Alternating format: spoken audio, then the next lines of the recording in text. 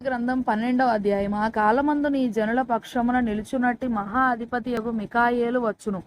అప్పుడు నీ జనులు రాజ్యముగా కూడిన కాలము మొదలుకొని ఈ కాలము వరకు ఎన్నటికినీ కలుగనంత ఆపద కలుగును. అయితే నీ జనులలో గ్రంథమునందు దాఖలైన వారెవరో వారు తప్పించుకొందురు. మరియు సమాధులలో నిద్రించు అనేకులు మేలుకొనెదరు. కొందరు నిత్యజీవము అనుభవించుటకును, కొందరు నిందపాలొగుటకును, నిత్యముగా హేయులగుటకును మేలుకొందురు. బుద్ధిమంతులైతే ఆకాశ మండలములోని జ్యోతులను పోలిన వారై ప్రకాశించెదరు. నీతి మార్గమును అనుసరించి నడుచుకొనున్నట్లు ఎవరు అనేకులను త్రిప్పుదురో వారు నక్షత్రం వలె నిరంతరమును ప్రకాశించెదరు. దానియేలు, నీవు ఈ మాటలను మరుగు చేసి అంత్యకాలం వరకు ఈ గ్రంథమును ముద్రింపుము.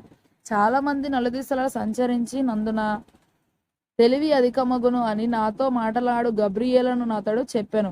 దానియేలను నేను చూచుచుండగా మరి ఇద్దరు మనుషులు ఏటి అవతలి యువతలి ఒడ్డున నిలిచిరి.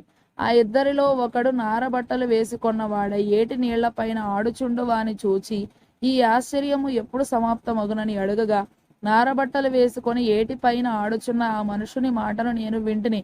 ఏమనగా అతడు తన కుడి చేతిని ఎడమ చేతిని ఆకాశము వైపు కెత్తి నిత్యజీవియగు వాని నామమున ఒట్టు పెట్టుకొని ఒక కాలములు అర్ధకాలము పరిశుద్ధ జనము యొక్క బలమును కొట్టివేయుట ముగింపబడగా సకల సంగతులు సమాప్తములగుననెను.